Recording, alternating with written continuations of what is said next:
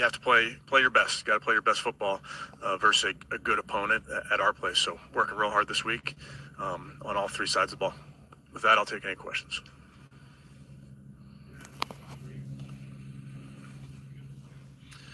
Well, I'd say, some new faces in there. Get some guys that were injured, didn't play in our first game, and now are back. Moving, had the trade there, a couple trades there on defense, so moving some pieces around to different spots. So just evolving, I would say.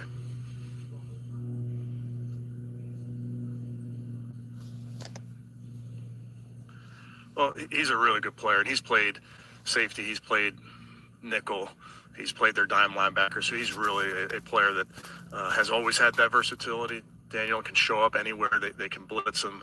He can play the deep half. He can cover tight end. So that there's really a lot of versatility to what he does. Have you identified, Kevin, more the issues on the coverage units? One more time. There. On your guys. After that, special teams. Yeah, we looked at obviously, Jeff. You look at the scope of your team every single week, and certainly we didn't do a good enough job in this last ball game, and it's a major focus of ours, and we're looking at any area that we can improve it.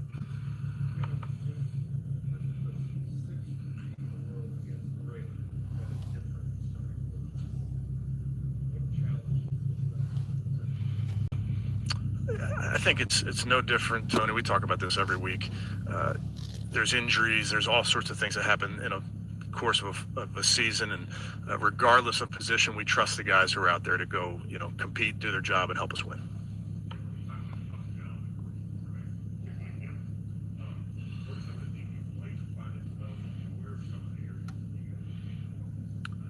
Yeah, I think with any young player, you're constantly coaching and teaching, and you're teaching off of some mistakes on film, and you're also saying, hey, this is really good, we're going to lean into this. So that's a constant dialogue that you're having with Dylan, with Coach Musgrave, with Coach Reese, in terms of, hey, this is exactly how it's done, this is where the read is. I think so often what happens in football is you prepare quarterbacks and you give them looks, and you can't give a quarterback every single look in the course of a given week. Now, with turns and with reps and with experience, quarterbacks obviously can lean on those. So with a young quarterback, in this case with Dylan, you just constantly have to give him as many looks and talk through coverages as much as you can. And when it's there, trusting the reads and delivering the football. So I think there's some really good things that continue to go on. And then we just, as an offense, obviously have to do our job all around that position to have success as an offense.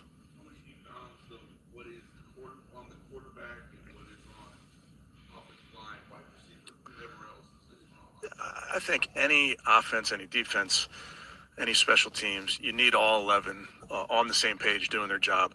And, that's the coach's job. It's the player's job. It's all of us. So any success you're having as a unit is cohesion amongst all those guys.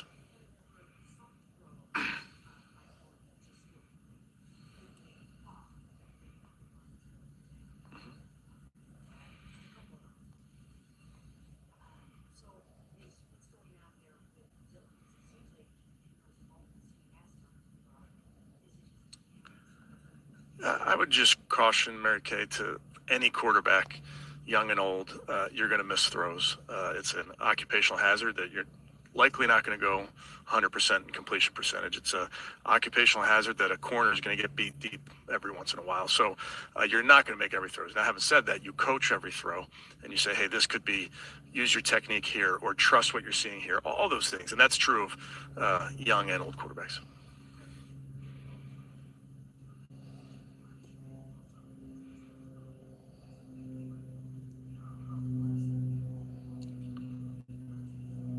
Yeah, again, I think big picture, Daniel, you want to make sure you're coaching all your players to have constant improvement. And there are things that I know Dylan can do better and will do better as a young quarterback.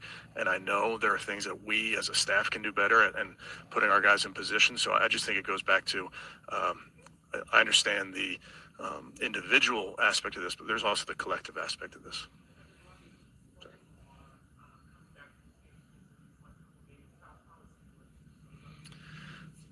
Yeah, looks like himself. Obviously, the offense is a huge challenge with him in there. Just his ability as a passer, the ability that his running element adds to their offense. They have playmakers throughout the roster.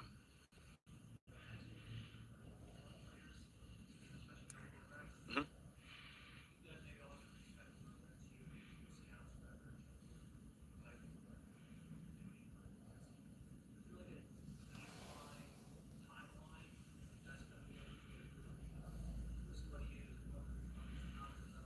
Yeah, I can't speak to a baseline like that. I would say with all of our young players, and having now been around them since back in April, I'm seeing great strides from our guys, both in the building, on the field, and it's not perfect. It's not we're not. You can seek perfection, you're not going to get it. But with any of our young players, I'm really, really excited about how they're working their craft, which is such a big piece of this. And I think you're seeing improvement over the course of time. But I don't think you're going to see perfect from any position.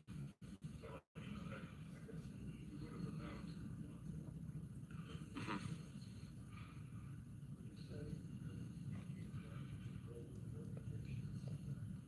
Yeah, I don't have an update there, Tony.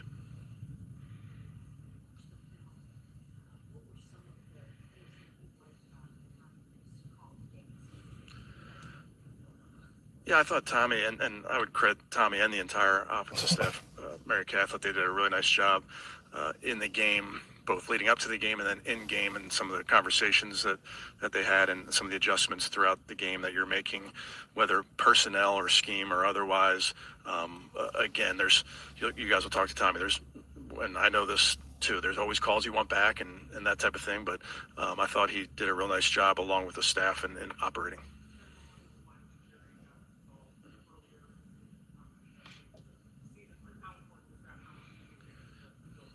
Well, like we talked about a couple weeks ago, I mean, Jerry's our best wide receiver. He's one of our best players on offense. We know that he's a guy that we lean on to do a lot of things that the teams that we're going against know that, as you see. So he's a focal point of what we want to be. We'll see.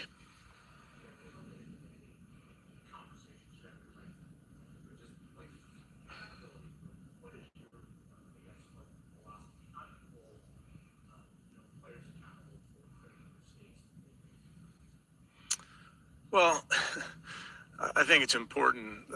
We hold every player accountable for everything we do. I'm accountable for everything we do. So you just try to be very open and transparent and honest with your football team. A lot of that doesn't make it outside this building, and then that's just kind of part of being a family as you keep things in house. But our guys understand that part of the accountability is a shared accountability. So it's all of us. One more time, Dan.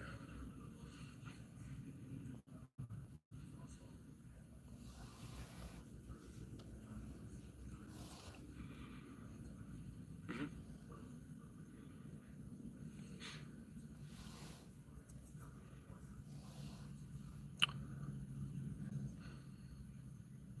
I would just tell you, Daniel, it's our job as coaches and certainly the players to go be productive on offense. And it's very, I understand that a lot of the focus goes to the quarterback position, but I look at it also globally and try to look at the ways that we can improve across the board. And whether it's how we're designing some of those plays, who we're putting in those spots in some of those plays, I think that's as big a part of it as well.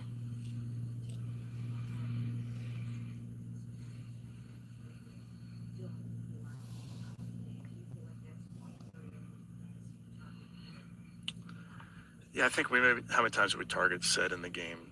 4.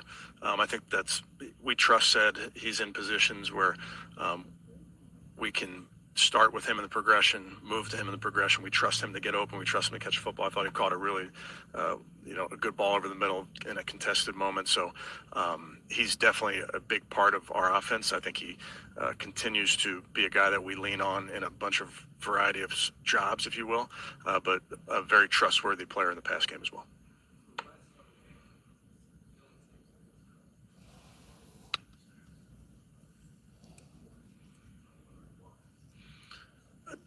We like both players. I think it's when you get into these games, Tony, you're looking for guys in different roles. Jerome's a guy we trust, has played really well for us in some third down situations. Dylan's a young player that has made plays for us with the ball in his hands. I think we can be better around Dylan Sampson at times. I don't know that we did a great job on a couple of his runs I'm thinking of, particularly in the last game. But we like all these guys, Tony. I think it's just a matter of what roles each guy is playing on a given Sunday.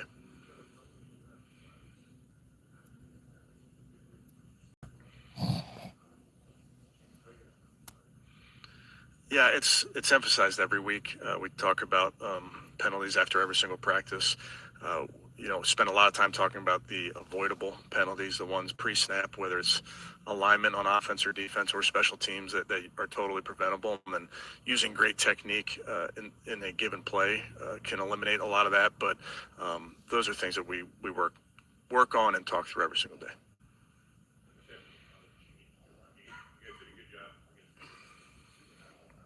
Yeah, he's a huge piece of the puzzle for them. He's versatile in the things that he can do, but as we've seen going against him over the years, he's a big physical football player, and having him back does change some of the things that they're doing.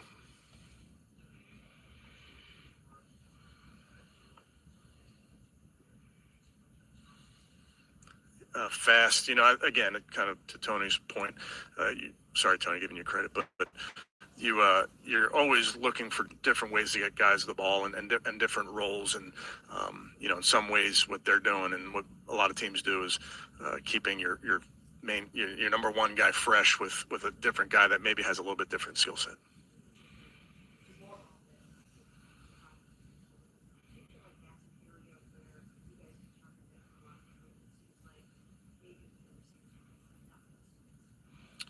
Yeah. I don't know what the numbers would suggest, Mary Kay, but obviously you're trying to get guys open so they're not contested. But when they are, the quarterbacks have a ton of trust in our guys to go up and get those footballs. I think about drawing that drawing the DPI in the second drive of the game there, which was a huge penalty to get the drive going. So you're going to give your guys opportunities.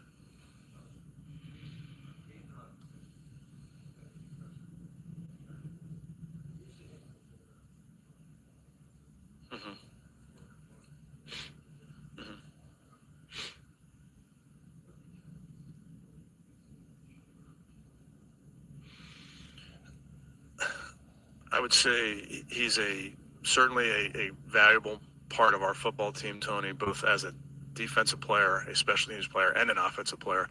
I think each game and each game plan is dependent on what you're getting from the other side, and then ultimately what plays come up in those given moments. But definitely is a guy that we trust in those moments. Okay, thanks, guys.